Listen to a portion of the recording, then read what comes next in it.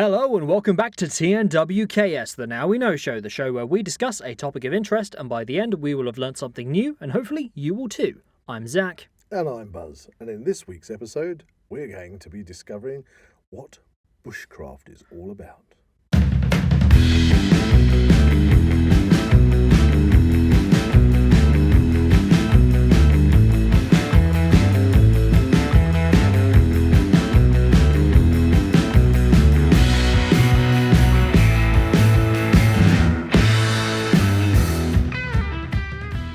If you enjoy the Now We Know show podcast, support Zak Wylde Productions on Patreon or join our members on YouTube for early access, ad-free content and exclusive episodes. So here we are back in the studio, but before we start with this week's subject of bushcraft, I think we need to start with the new segment that Jack introduced last week, yep. Which is known as Weird and Wonderful. So who has got... I was going to ask you that. So who's come in with the story? I've got a story this week. You've got a story I've got a story. So, headline is, Monster Hunters are conducting the largest search of Loch Ness in more than 50 years. Really? For the Loch Ness Monster, funnily enough. This year? Yes. Oh, yes. right. So I believe it was last weekend. Right. Last okay. weekend. So what's that? So it's the biggest search since 1972. 72. I think I recall that search, actually, being on the news. Yeah? Yeah, so... What do you think about the Loch Ness Monster? Well, I've been to Loch Ness many a time. I have been once. Yes. I've got a Highland cow from there. Yeah, you did. Just so been listeners to know. the Nessie Centre a few times. Yeah.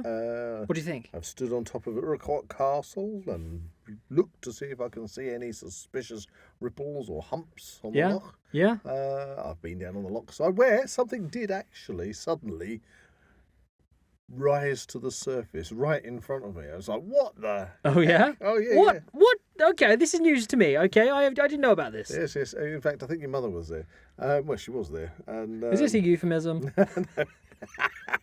So there we were on the shores of Loch Ness, and suddenly there's this bubbling and gurgling, and this big thing suddenly rose out of the water, Yeah. and it was a big yellow submarine. Oh. Yes. What? It was a submarine. It was a top sort of turret of a submarine. Is it? Well, I said not like a military submarine. It was a Beatles song. It was a submersible. Was it a Beatles song? Well, yellow submarine, but it was a submersible. But it was Yep. it was yellow. Yes. Okay. Was it searching for Loch Ness? Well, I the assume Loch Ness Monster? I'm assuming it was taking tourists or somebody for hiding the loch. Yes, but that just suddenly emerged in front of us, which was quite. So do you think... so anyway, the Loch Ness Monster, do you think it's legit? Well, it goes right back to a saint whose name escapes me, who supposedly banished a beast, a serpent, from the loch many hundreds of years ago. Now, at the time, I would imagine that the loch would have still been connected to the open ocean by... I mean, there's a canal now. There's underwater channels, isn't there? I don't know. Or maybe I'm just taking all my reference material from Doctor Who. Terror of the Zygons. Either that or you're thinking of the Hollow Earth It's actually theory. the Scarthazan from Terror of the There you Zygons. go. There we go. But there was a time when the loch was connected by river to the sea, which perhaps allowed creatures like seals and things to come. Now I think it's all via locks now, because it's canaled and locked. I don't know if there is. Don't know the specifics. Maybe we need to conduct an on-site visit from the Now We Know show podcast. There may well have been something in the loch many years ago. I don't know. You know what? I think. But there are these types of. What do you call them? Creatures? Or creatures in many large lakes around. In mythology, there's obviously been sightings and things all over the place, all over the world. Yeah, North America, Canada. This very much comes under the same category as your Bigfoot, your Beast of Bodmin Moor type of stuff. So maybe it's worth coming back. What's your favourite one? Can you remember the name of him? Was it like Oogly Boogly or something? Ogo Pogo. Oh, so that's a sea serpent in America, isn't it? Ogo Pogo. Well, not a sea serpent, it's a lake serpent. Yes, well, it is a sea serpent, or supposedly a sea serpent, but it's in a lake. Yes, but that was called Ogo Pogo.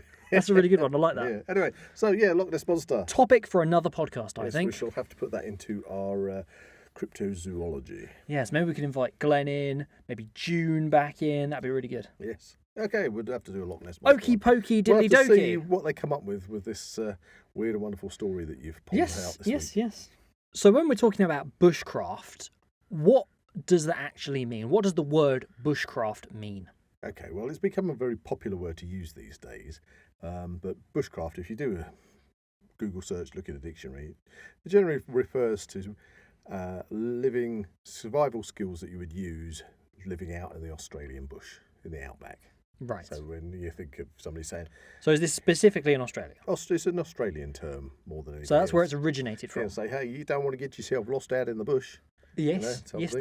there is the outback, That's and they it. have bushes there, Yeah, apparently. well, it's called out in the bush. Yeah. So, but I mean, you could say the same in Africa, I suppose. But when you do a quick Google, it usually refers it to Australia. Mm-hmm. Whereas more kind of in the UK. It has become a more widely used term Yeah, it's been a widely used term for going probably outside in- and kind of living in the world. living in the wild. Yeah. In the UK, it's probably most popularised by the TV series by Mears, and that came out. Yes. I remember getting that for you for your birthday. Yeah, that was a while ago, and he brought I think he basically in the UK brought it to the fore, and has now become like a. He's done so many books. Everybody refers TV series. to good old Ray. I've seen him on stage myself, and he does attend the annual bushcraft show in the UK. Is it bushcraft and survival show, or is it I think literally it's just the bushcraft? show. I think Fair. there might be several actually. The two terms could be considered a bit interchangeable here, don't you reckon? Well, I think we'll cover that in a second. The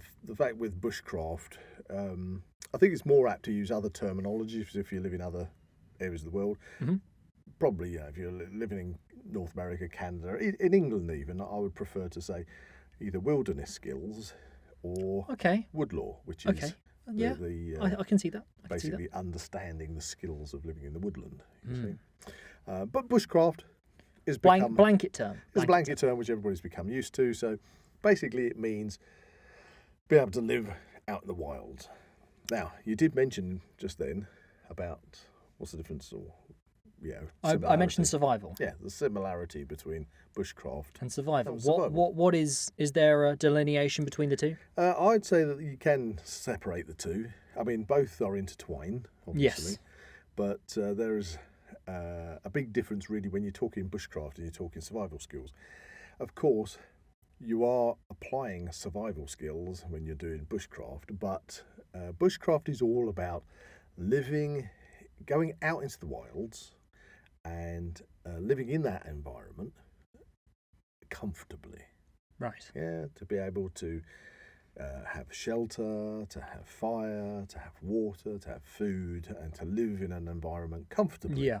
And to make the most of all the materials And all resources. the resources around you.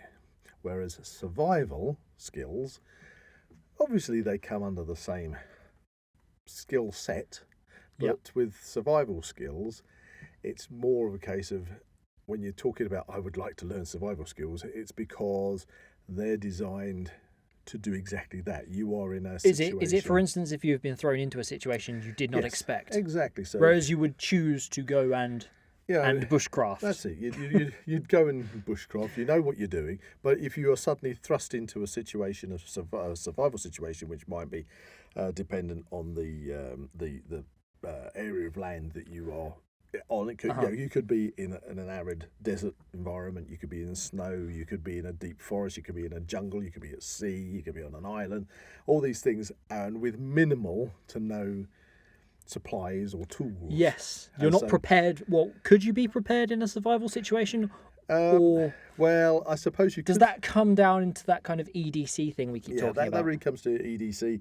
That's because, for example, if You can't anticipate that situation, can you? No, but if you were, say you were working in the outback in Australia, not so much. I'm going to use that as an example. Could be America or Africa or India or anywhere, but where there's a large landmass. And Yeah. you've got hundreds upon hundreds of miles of nothingness, if you like, which is not a case in the UK. You know, if you want to go out into the wilds into the UK, you could probably walk for an hour and come across a McDonald's. You know? Oh dear. You'd have to get What does that say about You probably have to get up the to UK at the moment? probably have to get up to Scotland, the Highlands, or somewhere. But to be fair, there's no real big areas of wild desolation in the UK. So if you were say working in, and I've seen and read plenty of stories of survival situations in Africa and obviously in the outback in Australia. I mean, you always see Bear Grylls doing all these, like squeezing moisture out of elephant dung. Well, that's the thing. That's a good example, Zach, because you would do that in a survival situation compared to possibly Ray Mears cooking a nice seasoned salmon over an open fire. Exactly. Well, you might say, I've got a choice. I could either go to the nice babbling brook and fetch my water, or I could squeeze my water out of the elephant dung. Well, I know what I would choose. Exactly. But in a survival situation, you don't have a choice. Yeah, precisely. So you need those skills. And if you are in the outback, as I was saying, and you may be somebody who is delivering post or having to fly in a small plane to different places, there's always going to be the possibility that your plane could have a malfunction. And these kind of programs we see on, like, I can't remember what the channel is, but on TV you see them all the time. You do. Like people recounting these stories of they've been thrown into this situation and they've got to survive. So if you're in a plane and it comes down, a small light aircraft, you'd like to think that you've already, because you're in that situation of doing it as a job for whatever reason, that you've taken supplies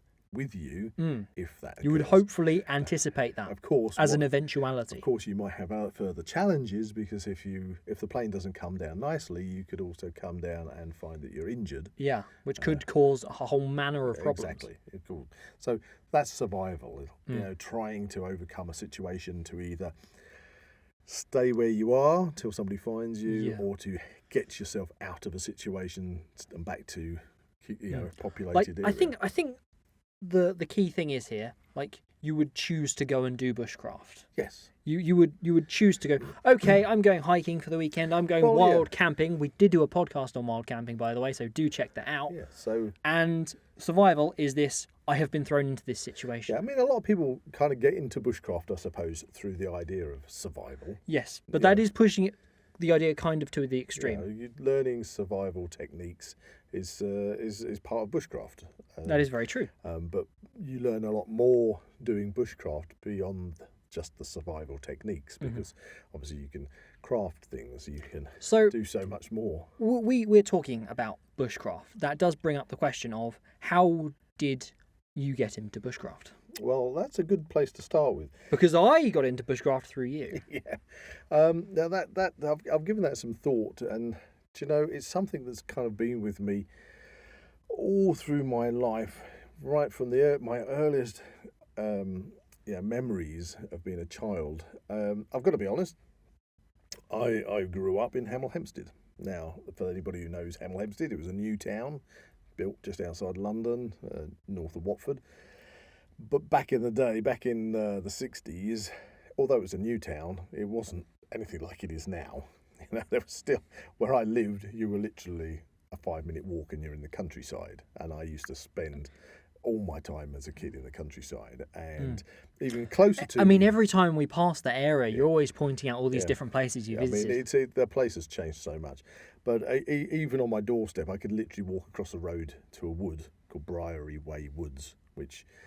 for a young kid, it was a big wood. I don't know if it's shrunk at all these days, or feels as big as it's used, or bits of it being sold off.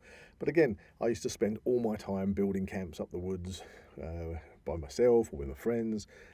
So I had an outdoor life. Now, what actually got me into that? Because what attracted me to that is I've given it some thought, and I think it was things like, there was a TV programme you won't be familiar with, which is called The Adventures of Robinson Crusoe, which came out in the 60s. But it had a very, for those people of my age, it's a very recognisable theme tune. And it's probably through watching programmes like that and seeing the kind of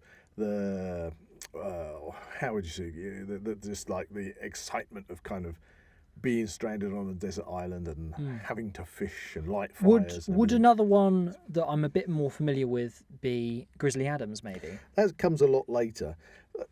I'm going to play you the theme tune. I don't think you'll probably even recognise it, but those people listening to the podcast will. So for those that may remember, this is the intro music for The Adventures of Robinson Crusoe.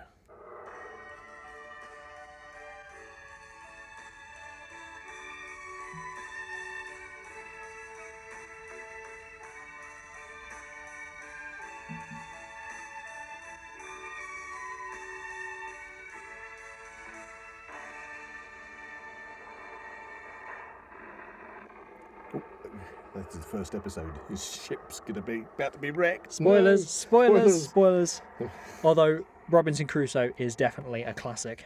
So the story of Robinson Crusoe and the whole idea of a person stranded on a desert island has become synonymous worldwide. Everybody loves. I mean, there's so story. many stories. Yeah. So is this the original I'm stuck on a desert island story? Yeah, I think that's where it stems from. And Daniel Defoe, who wrote Robinson Crusoe, Yep. he got his inspiration from a chap called Selkirk, who was a ship hand, a sailor, who had left his ship in the Pacific, and I'm not sure why. I can't remember offhand. I think maybe there was a dispute with working on the ship, and he was dropped off on an island in the Pacific, Oh, crikey.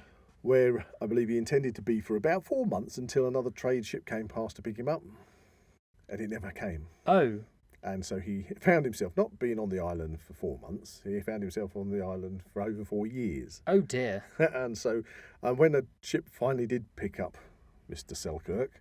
I mean, did they deliberately go looking for him, or No, or is it just a passing ship he managed I to just think he felt... signal or something? I don't know. I feel he probably hoped that there would be ships and he'd signal them and get picked up. Blimey. But he found himself stuck on there for 4 years. And when he was found, he was described as being dressed in goat skins. Fair. And It's gone when feral. he got back to the UK, his story was obviously in the news. People heard about it, and that's where Daniel Defoe picked up on the story of Selkirk and based his story of Robinson Crusoe on that. And in fact, I think the name Robinson Crusoe actually is an actual person who is buried in Kingsland in Norfolk, who was a fisherman. Wow. That's where he takes the name Robinson Oh, Crusoe. nice. But that was like your archetypal And type now of you know. survival story of being on a Yeah. desert island. He's been on that island. How does he survive? Yeah. Well, so watching things like that as a kid, and then coming through the 70s, where later in the 70s, you've already mentioned, you had Grizzly Adams. Grizzly Adams, which again was great, out in the wilderness and everything. There was also a TV program at the time during the 70s, which I introduced you to not so long ago, which was presented by Jack Hargreaves, and that was called Out of Town. Yes. And the great I thing, really enjoyed that. the great thing with Out of Town, it used to show you all of what was happening in the countryside and how the old ways of doing things, you see. You know, the old ways of hunting and trapping and making hurdles and just Fishing. and just general country life. And all this just as I think Even it just bird watching. even bird watching, it all imprinted on me. Yeah. And then on top of that, I think it was because as a family we used to do a lot of camping, and my father himself Well, still aim to, yes.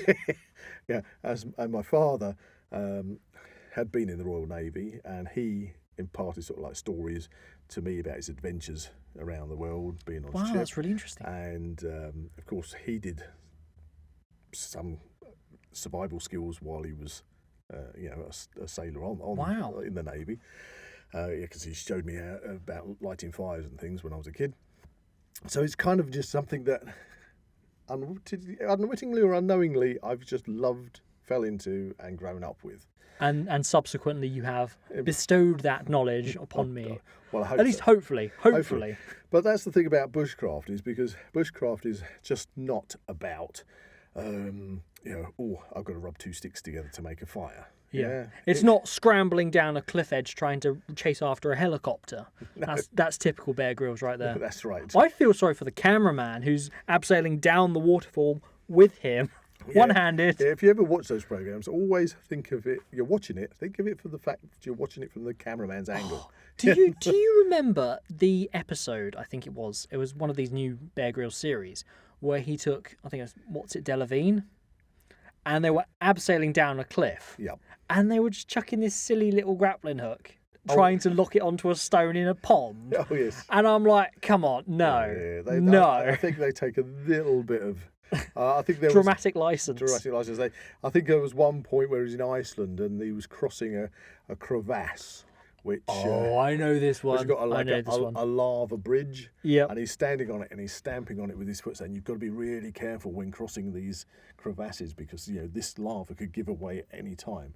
And then we actually saw a camera shot from a different angle where there's This is where somebody has obviously seen this and subsequently gone there. There's loads of coaches parked next to Yeah, it. it's like It wasn't- half a mile from a road. It's not in the middle of nowhere, is it? It's hilarious. But anyway, Bear Grylls, gotta love him. He comes at it. Well, he's the head of the Chief Scout, isn't he? Yes, he is Chief Yeah.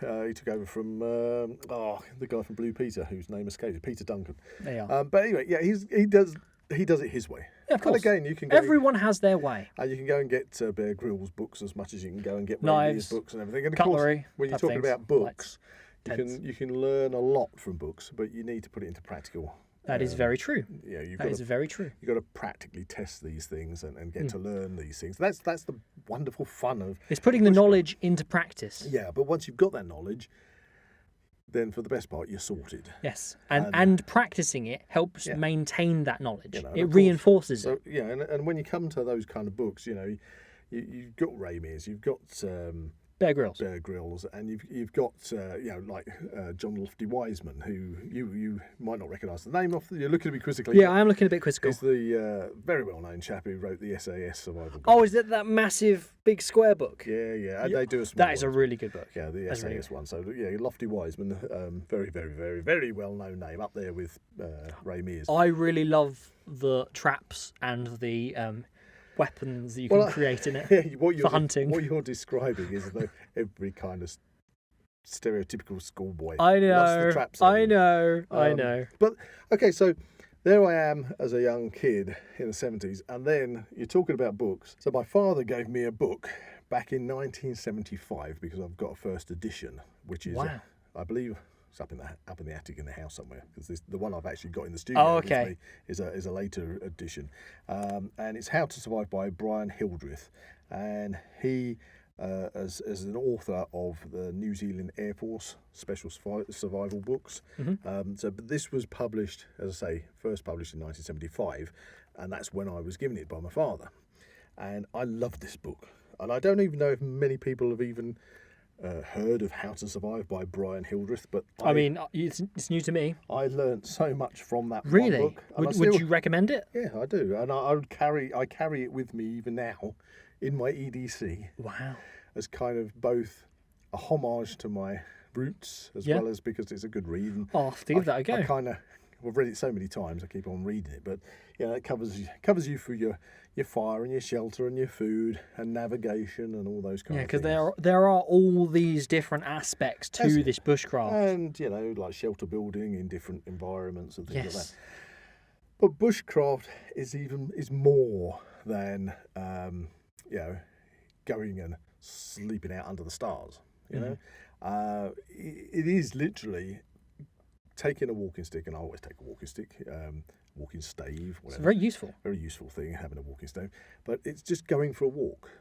If you mentioned going for a hike, just go for a hike. But while you're on a hike, you've got the choice. You can hike in your bright orange cagoule and your ergonomically designed spring-loaded aluminium walking tent sticks, poles. and you can just walk there while nature takes one look. Passes you by, and you're being so loud, and nature taking selfies, photos, whatever. Nature looks at you and runs. Does a runner, and you're thinking, do you know, there's meant to be deer around here. It's supposed to be the lesser spotted Usalam bird. I know, but That's from Carry On, Not the Jungle, isn't it? New Zealand bird. I'm being cheeky, but the point is, you can go off for a ramble. Yeah. And enjoy being outside, but bushcraft is, when you go for a walk, is to look at the plants around you, to look at the insects, to look at the tracks, to look at the environment.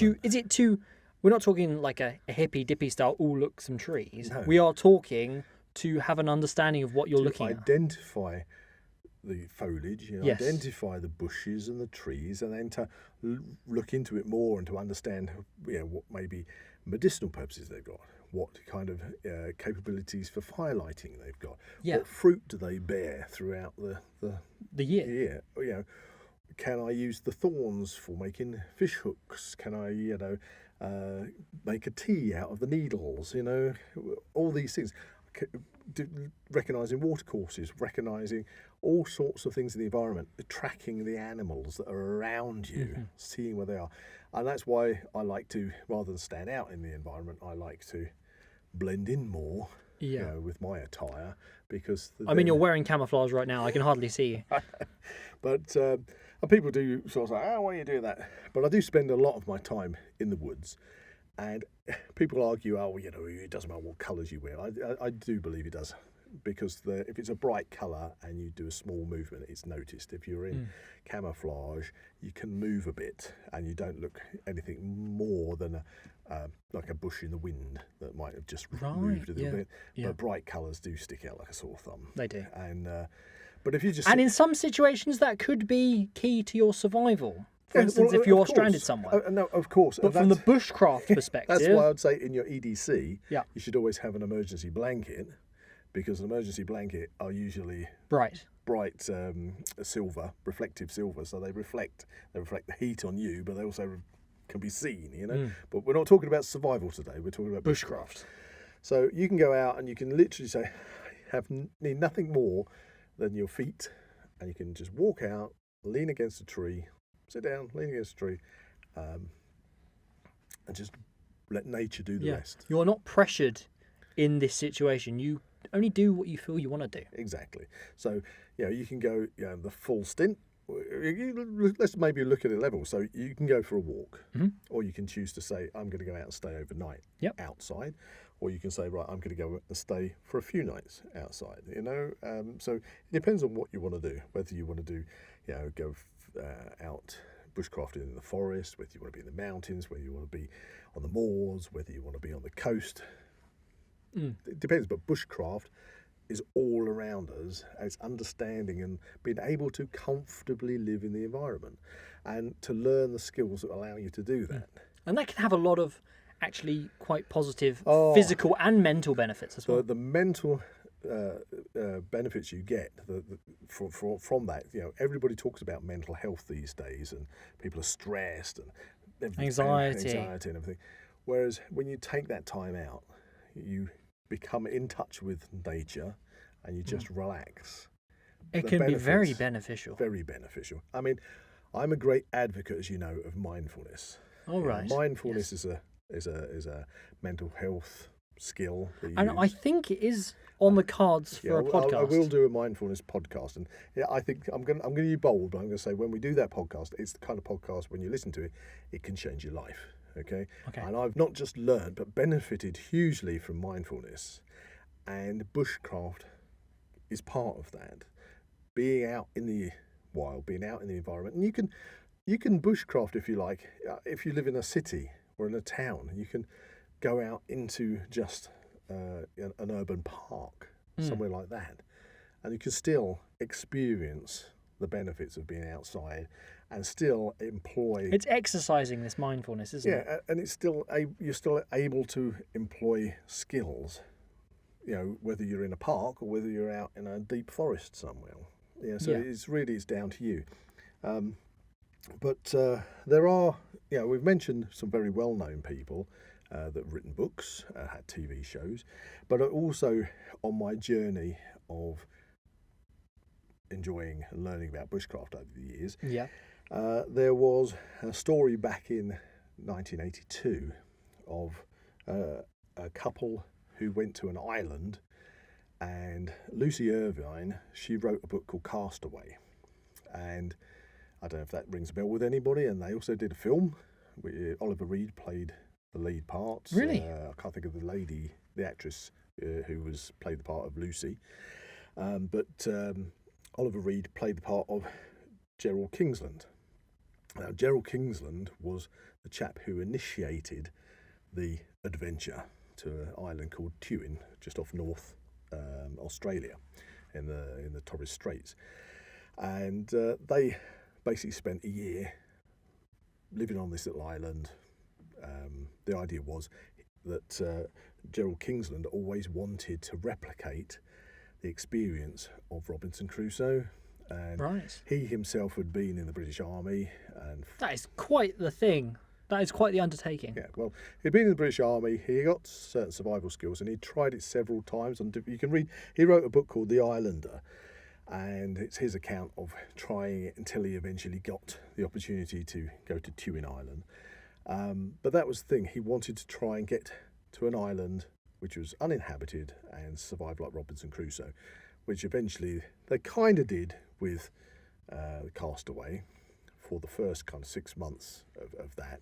And then it actually was very, very, very difficult for them. They had a lot of medical issues and things until until the local islanders started to arrive to check on them. And then, I'm not going to spoil the story, but they started to interact with the islanders. They got more supplies, they got friendships. But these are real life accounts. These are real life accounts.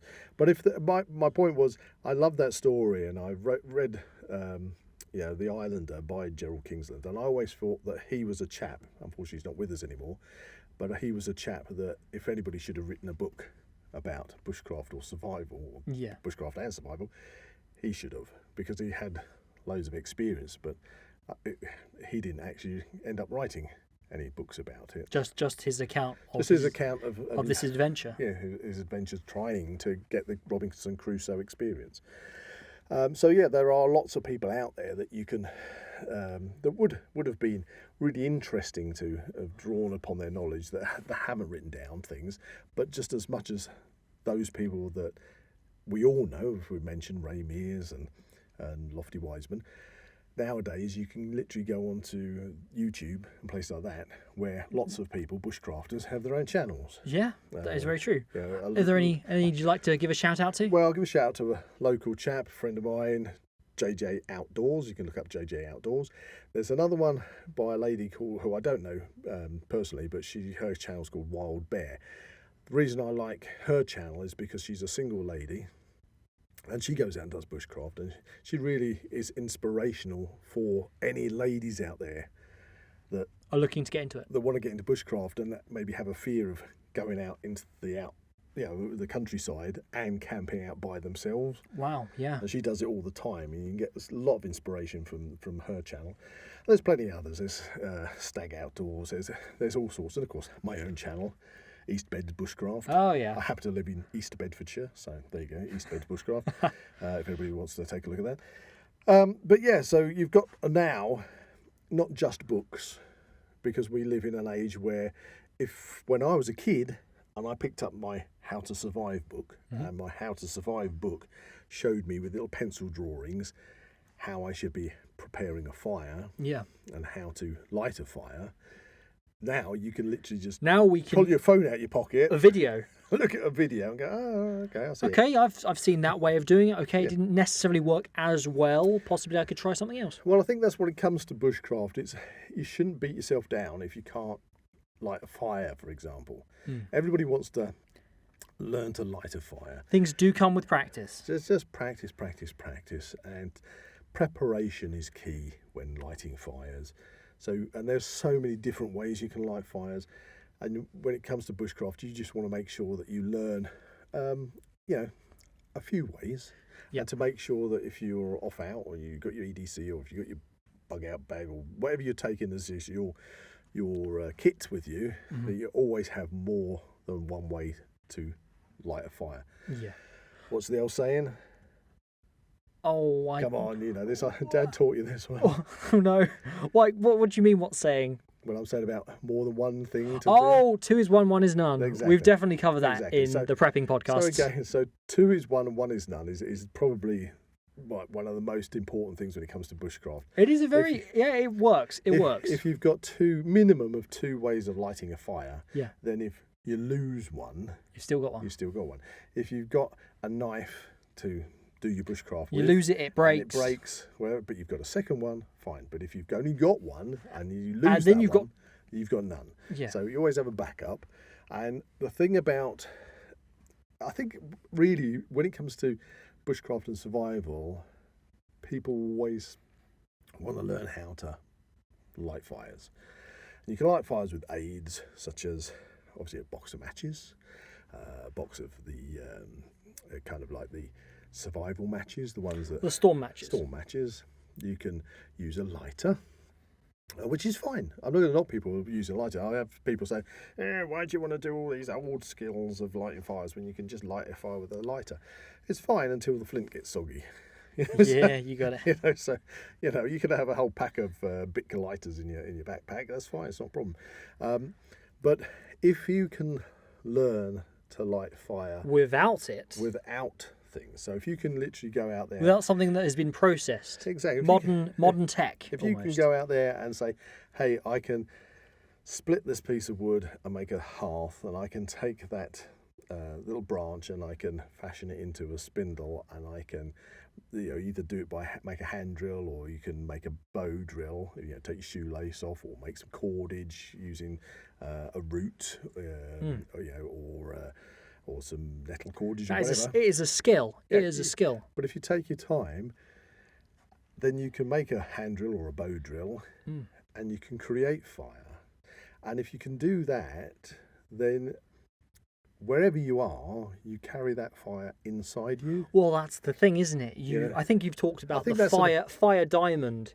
Is your terminology for it, exactly. Isn't it? A lot of people, when you talk about how to create fire, they always talk about the fire triangle, because obviously you need ignition, you need oxygen, you need the material to burn. Mm-hmm. And that's all fine when you're talking about health and safety, and you're talking about health and safety in a factory environment or wherever, where maybe an electrical spark can accidentally start a fire, or you've got flammable fluids or gases around, things like that. But when you're out in the forest, it becomes not a triangle, but it becomes a diamond, and that's the most important thing, because you need your source of ignition, you need the material to burn, you need oxygen, but none of that's going to make fire if it hasn't got you in there as well. And you've got to know what you're doing. You've got to know. And so it's both fun, educational, and, as you say, great way of de-stressing, learning how to do it. And you shouldn't get frustrated when you learn these new bushcraft skills, because you can learn these skills and they don't always work every time. Yeah. And, you can have, you could try 99 times at trying to light a fire and it doesn't work, but it does on the 100th. And that's what counts. If you give up on the 50th, you're never going to get there. And that goes back to the survival skills. You've got to practice it. Got to keep going and believe in yourself. Because you'll get better and better. But that's not, lighting a fire. You can be straightforward with bushcraft. You can just take a box of matches and you can go out. Obviously, I'm not going to cover all the ins and outs of lighting fires out in the countryside at the moment, because technically it's completely illegal. You shouldn't be lighting open fires in the countryside, wherever you are, unless you are on private land and have permission. The landowner's permission. So that's how it goes, but we all know people do. But if you're going to go and do anything like that, which I'm not condoning unless you are doing it sensibly, but if you were lighting a fire maybe on the river, where you've got the river bed, a dry river bed, and you're next to the water, or on the sand out by the coast, things like that, then that's less likely to cause an issue. But you shouldn't be doing any of that stuff without permission and certainly practice. And of course, bushcrafters are very, very responsible people, and they will go out there, and if they're having a fire, a lot of the time they'll take their own little fold-out firebox. Yeah, you'll know the ones that aren't the respectful, and they're the ones that take those awful, awful barbecues. The ground-based barbecues. They're not bushcrafters. No. The thing is, you'll know if you've met, actually technically you won't know. If you go somewhere and the place is pristine, and it doesn't look like anybody's been there before, then it's more likely a bushcrafter's been there, because they leave it without any trace. That's very key. They are excellent people for making sure that if they've gone out into the wilds, they leave no trace. That's definitely one of the high points, I think, from the Wild Camping podcast. Yeah, that's again one of the key things up there, is leave no trace. But you don't need to go out and light a fire to do bushcraft. You don't need to, No, you don't get some special badge. There's no achievement or trophy unlocked. I don't know. There's a lot for it. There's a lot of companies out there these days that do these kind of bushcraft and survival courses weekends and courses, and they will give you an achievement. We have done one. We have done one. Do you remember? We did that? one for Chaz's stag do. Yeah, it was very funny, because we did do a short parody of Predator for that. Yeah. Predator a Stag Do parody, which is available on the Zak Wylde Productions YouTube channel. Yeah, that was good fun. It was hilarious. That was sort of like fitted in between the sort of survival skill bits. But yeah, and everybody that went on that weekend enjoyed what they did, and it was good fun. But yeah, bushcraft. Bushcraft is something that everybody can enjoy. Bushcraft is something everybody can benefit from, and especially children. They absolutely love getting involved with bushcraft, hands-on it, and it's. I mean, to be honest, you could go into the wild and you always see these little kind of lean-to shelter type things where kids have just been putting logs up against a tree. But basically, they're called debris shelters. Essentially, is bushcraft, but they don't know that they're practicing it. Yeah, and kids will do that. They will go out there and they will put logs and twigs and stuff up against around the base of a tree, or if a tree's fallen over, so they'll make like a lean-to and then cover it with leaves, etc. And that's great. Then you get other ones that try uprooting saplings and literally snapping. That is somebody without the knowledge. Yeah, I mean, I've seen people that have actually had, with permission, bushcraft camps, with permission, made with care and in sympathy with the environment around them. And I've seen those camps wrecked by just by idiots. Teenage idiots, or probably, I can't believe that they're full adults. They might be full adults, but just people who come in there and just with no respect wrecked them. And there's empty cans of beans, and there's burnt scorches everywhere and things like this. That's not bushcraft. No. So anyway, that's hoodlumism. But we're talking about bushcraft, and bushcraft is something that everybody can benefit from, and I think that it benefits you not just when you're out doing the bushcraft, but when you're back in your everyday life. You can apply things even then, because you can just be in a different environment you've never been in before, and instead of ignoring the environment, you start going, oh, now I've not seen that plant before. I wonder what that is. I need to identify that. Oh, I've seen a different bird, or I've seen a different mammal. Would you say that it's, to begin with, it's having this curiosity? This curiosity to look into something. I think you want to. I think you've got to be somebody who likes the outdoors. Otherwise, you're really not. Definitely. And I think that if you're somebody that likes the outdoors, then learning bushcraft skills, it just enhances your experience of the outdoors. It's just not. Going for a hike and not really doing anything other than walking. Right. Yeah, you're walking, you might be taking in the scenery, and that's great, and that's fine. Go for a walk, get the exercise, that's great. Getting the fresh air, that's great. But combining that with your identification skills, your tracking skills, the ability to... It's a whole bevy of skills, isn't it? I mean, I suppose a lot of people would say, oh, I'm going to pack up my sandwiches, stick a can of Coke in there, stick a banana or an orange in me. Sounds like a good afternoon. And I'm going to go out for a walk. And then they go, oh, there's no bin around, or they discard their rubbish. That's the wrong thing to do. Crisp packet, your banana skin, your empty can of Coke.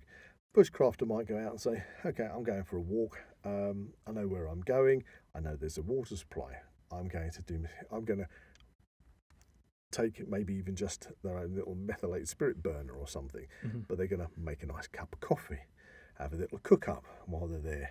Yeah. I mean, there's plenty of people. I think harking back to the TV show Out of Town, do you recall the episode we watched where people were out fishing? Yeah. And while they were out fishing, they actually made a little fire next to the river. Yeah. And cooked themselves up some fish. But imagine that now.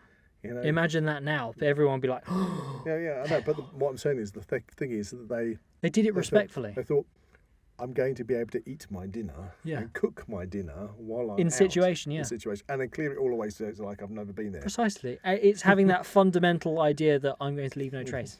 I mean, the amount of times especially this time of the year in the autumn, when you're walking along and you see fruit-laden bushes, not necessarily next to the road where there might be saturated and lovely pollution, but I wouldn't say lovely. No, not lovely.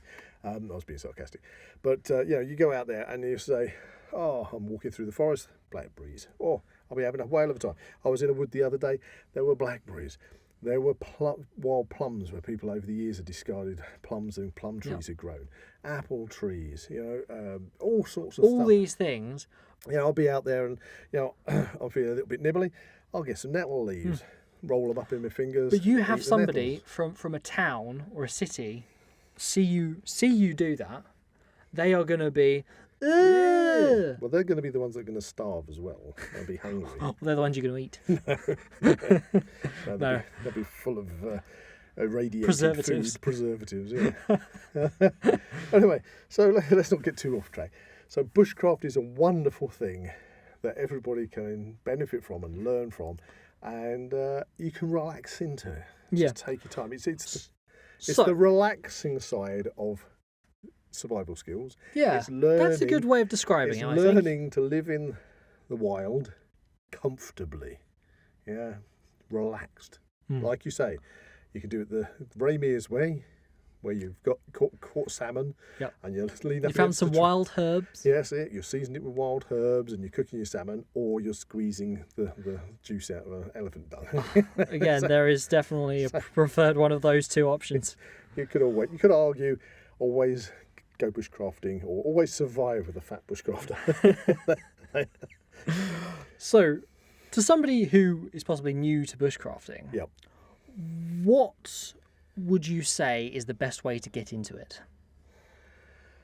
Well, I suppose you've got to firstly say, what is it that you are looking to do with your bushcraft skills? Are you looking just to head out for walks?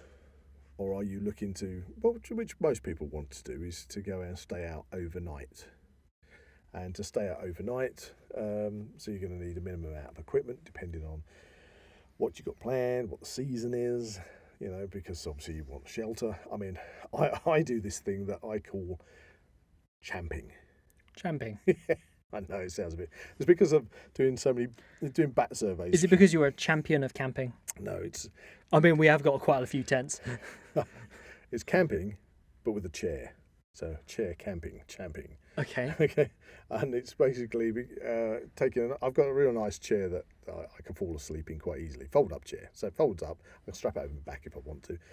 And in the summertime, literally, you can be in your clothes you're in, and I can go out, put my chair up anywhere and fall asleep. Yeah, in my chair because it's not camping. It's not camping. Or is it? Technically, camping classifies as being under canvas. Yeah. Okay. Being under a shelter. Under a shelter, but not if you're sitting in a chair. So, that's your workaround. But yes, you work around. But you can do anything you like. You can go out and you can... Like, for instance, it is illegal to set up a tent on like a public footpath. Yeah, you can't camp on a You public cannot footpath. do that. No, you can't. You're not allowed to. No, I could stick my chair there, though. But the workaround is you can sit in a chair and fall asleep. Fall asleep in my chair. Yeah, there's no big deal. Because I'm not under canvas. Yeah. But no, I mean, putting the champing to one side, the thing is, you can go out there and your minimum, depending again on the season, but you can have a bivvy bag. And a bivvy bag is like a waterproof sleeping bag. Zips up the side. And they come in different styles. They come in different qualities as well. So some aren't brilliant and others are fantastic. But if you've got a bivvy bag, then literally you can be in the clothes you're standing in. A bivvy bag will pack down to something you can just hold in one hand. It's very small. And that's your shelter. Yeah, you have that in your backpack. You can go out and then you literally bed down in your bivvy bag, and if it absolutely pours with rain, you should be fine. But then you just go from there. If you feel you need a light sleeping bag, if you feel you need a ground sheet, if you want a tarp to go over the top to make a roof. Because I know a lot of people are going to be kind of held back because they're going to want a lot of modern necessities that aren't necessarily going to be the most practical things. Well, I think that's the thing. I think people that don't like camping is because they don't like being without their modern necessities. People who desire and love the idea of bushcraft and the outdoor life is because they want to kind of get away from the modern necessities, but still live comfortably. Yeah, because that is a thing. Camping can be done comfortably.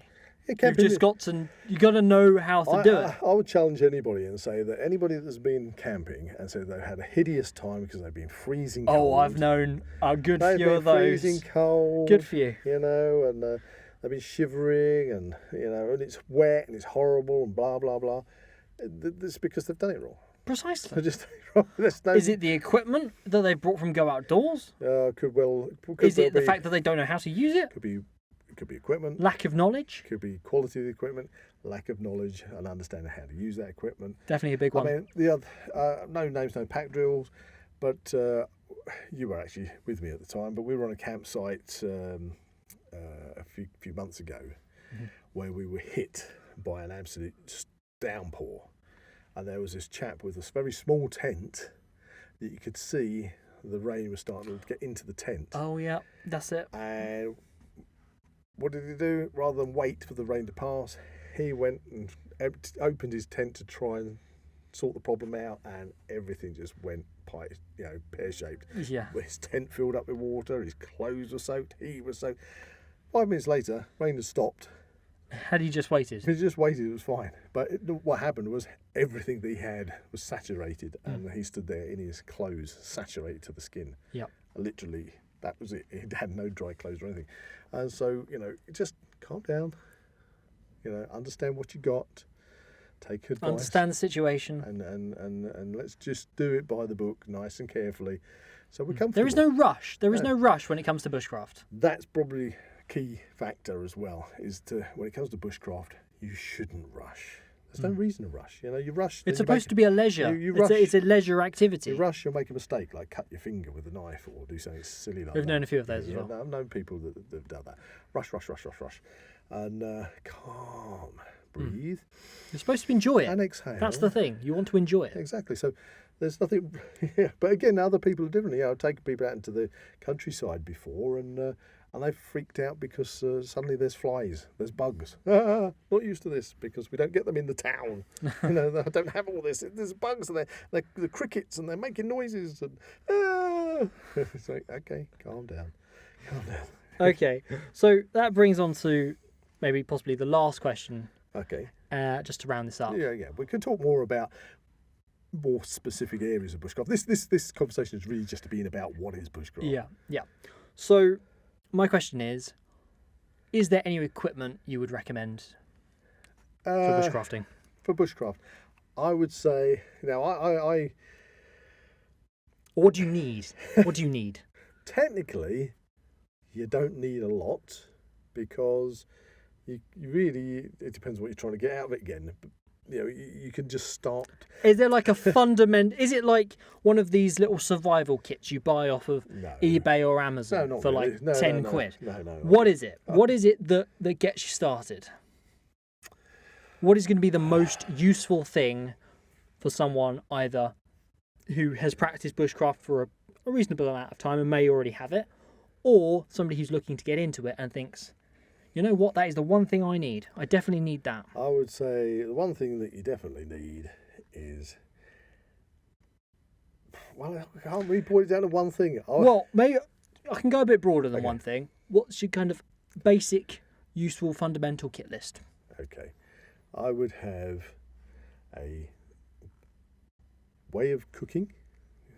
So basically a canteen set, which doesn't have to be expensive. So you've got a cup and you've got some way of boiling water or heating food. I mean, our Crusader kits are really good. Crusader kits are fine. I always find that Army Surplus is always a great place to get stuff from. Army Surplus is great. Go second hand, save yourself some money. Have a comfortable waterproof backpack that you can comfortably wear and that can carry your equipment in it. Make sure that you've got a good waterproof. So a coat or a poncho. I tend to prefer a poncho. My favourite one of the Dutch Army ponchos. Yes. Basically, they double up as a tarp, so you can sleep under them. You can get a Dutch Army poncho liner, which turns your poncho into a sleeping bag and bivvy bag in one. So you're kind of like multiplying things together. Yes, you want to have a cutting implement. obviously. I will always be a keen advocate of the British Army survival knife. I know, but the legality there of carrying that is very... It's a big chunk of steel. Yeah. So talking legality, if you're going to have a knife and you're going to go out walking, if you're out in the countryside, you can have a good standard kind of bushcraft knife. The legal length is 3 inches. 3 inches. In the UK. Non-locking.